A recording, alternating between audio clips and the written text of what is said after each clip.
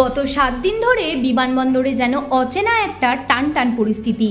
যাত্রীরা ঘন্টার পর ঘন্টা অপেক্ষা করছেন, কেউ ক্লান্ত, কেউ রাগে উত্তপ্ত। কিন্তু প্রশ্ন একটাই, এত বড় বিপর্যয়ের নেপথ্যে ঠিক কি ঘটল? কে দায়ী এত মানুষের দুর্ভোগের জন্য?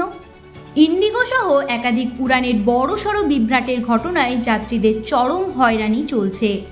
কলকাতা থেকে দিল্লি, বেঙ্গালুরু থেকে মুম্বাই, প্রায় সব গুরুত্বপূর্ণ রুটেই হঠাৎ করে ফ্লাইট বাতিল হচ্ছে। যাত্রীরা বহুক্ষণ ধরে বিমানবন্দরে বসে আছেন, কিন্তু পরিষ্কার কোনো তথ্য পাচ্ছেন না। এই ভয়াবহ পরিস্থিতি নিয়ে মুখ খুললেন মুখ্যমন্ত্রী মমতা বন্দ্যোপাধ্যায়। মুখ্যমন্ত্রী সরাসরি অভিযোগ করেছেন কেন্দ্রীয় সরকারের বিরুদ্ধে। তার বক্তব্য, কেন্দ্র হঠাৎ করে ফ্লাইট ডিউটি টাইম লিমিটেশনস বা এফডিটিএল এর নতুন নিয়ম চালু করেছে। এই নিয়মের ফলে পাইলট ও ক্রুদের বিশ্রামের সময় বাড়ানো হলেও তার আগে কোনো বিকল্প ব্যবস্থা করা হয়নি। ফলে পাইলট ঘাটতি তৈরি হয়েছে এবং একের পর এক ফ্লাইট বাতিল হচ্ছে। আর এই বিশৃঙ্খলার সবচেয়ে বড় শিকার সাধারণ যাত্রীরা। কোচবিহারের সভায় যোগ দেওয়ার আগে মমতা আরও বলেন, যাত্রীদের এভাবে হয়রানি করা একেবারেই গ্রহণযোগ্য নয়। তিনি জানান, নতুন নিয়ম করতেই পারেন, কিন্তু তার আগে পরিকল্পনা করা দরকার। বিকল্প ব্যবস্থা ছাড়া কোনো নির্দেশ দিলে সাধারণ মানুষই বিপদে পড়েন। 3000 টাকার ভাড়া বেড়ে 50,000 টাকা হয়ে গিয়েছে। অনেকে বিয়ে, জরুরি কাজ, চিকিৎসা সবকিছুই পিছিয়ে দিতে বাধ্য হচ্ছেন। যে এখানে যাত্রীদের ভীষণ হয়রানি হচ্ছে এবং সারা ভারতবর্ষেই। আমার কথা হচ্ছে, যদি কেউ এক্সট্রা চালায় বা এক্সট্রা প্রেশার পাইলটদের ওপরে দেয়, তার জন্য নিশ্চয়ই সিস্টেম করা উচিত। কিন্তু একটা লোক, আপনাদের যদি আমি সত্যি কথা বলি, কতগুলো জিনিস করবার আগে ভাবার দরকার, আমি বিকল্পটা কি দিলাম, হোয়াট ইজ দ্য অল্টারনেটিভ। আমি একটা প্ল্যান স্টপ করে দিলাম, তো what is the other option for public, for commoners. I'm feeling sad, and it's most unfortunate incident that without any planning, all the maximum flight has been totally stopped. And now the fare rate, if there is a flight, whatever is available, very rare, instead of 3,000, the cost became now 50,000. Even I came to know that yesterday there was a bride and groom. Suppose they have to go to somewhere for their reception, but they are not able to reach. So unfortunate part is that they just from the video call, they wish the people.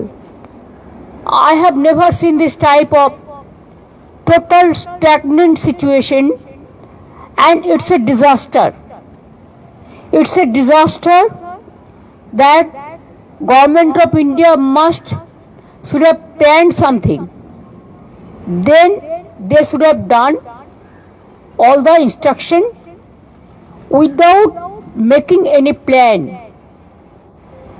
How do you disturb the people, harass the people like anything? Because we know that nowadays the time is too important to the people. They fly because of their business purpose, the other purpose. And now if the purpose is not fruitful, who is suffering since 7-8 days? Thousands of passengers, lakhs of passengers are sitting inside the airport, and they are agitated. Very obviously they are frustrated, they are harassed, they are tortured mentally, they are tortured. So I would request the Government of India, do some plan so that at least half of the flight can run, whatever the pilot is available with them as per your system, and arrange something else. Only to say like that you must go by train. Is it possible? Flight they can fly 2 hours. But train it will take 24 hours, 36 hours. And there also ticket is not available because it is advanced booking and all this. So I do not know what they are doing. Country matter, they are not interested. This BJP government, double engine government, is interested only to take care for their election and how to capture the vote, the EVM machine and the election commission and the agency. But they don't care the people. That is the main problem. And we care the people. And that's why we are just watching the situation. And situation is going to bad to worse. এ রাজ্যে মুখ্যমন্ত্রীর প্রশ্ন, মানুষকে এভাবে কষ্ট দেওয়ার অধিকার কে দিয়েছে কেন্দ্রকে? মমতা দাবি করেন যাত্রীদের এই দুর্ভোগের জন্য কেন্দ্রকে ক্ষতিপূরণ দিতে হবে।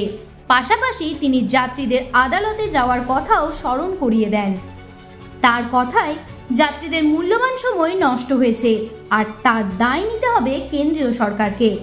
ইন্ডিগো কর্তৃপক্ষ দাবি করেছে এফডিটিএল এর দ্বিতীয় দফা নিয়ম নভেম্বর থেকে কঠোরভাবে প্রয়োগ হওয়ার পরে সমস্যার সৃষ্টি হয়। পাইলটরা ছুটি নিলে বাধ্যতামূলকভাবে সপ্তাহে 48 ঘন্টা বিশ্রাম দিতে হতো, ফলে ফ্লাইট শিডিউল বড়সড় চাপ পড়ে। পরে ডিজিসিএ তড়িঘড়ি করে এই ক্লজটি প্রত্যাহার করে, কিন্তু ততক্ষণে পরিস্থিতি আরও খারাপ হয়ে গিয়েছে। এদিকে প্রশ্ন উঠছে, পরিকল্পনা ছাড়া এত গুরুত্বপূর্ণ নিয়ম কেন চালু করা হয়েছিল? কেন আগে অতিরিক্ত পাইলট নিয়োগ বা বিকল্প রুট তৈরি হয়নি? এসব নিয়ে এখনও কোনো স্পষ্ট উত্তর পাওয়া যায়নি। পুরো পরিস্থিতি এখনও সম্পূর্ণ স্বাভাবিক হয়নি।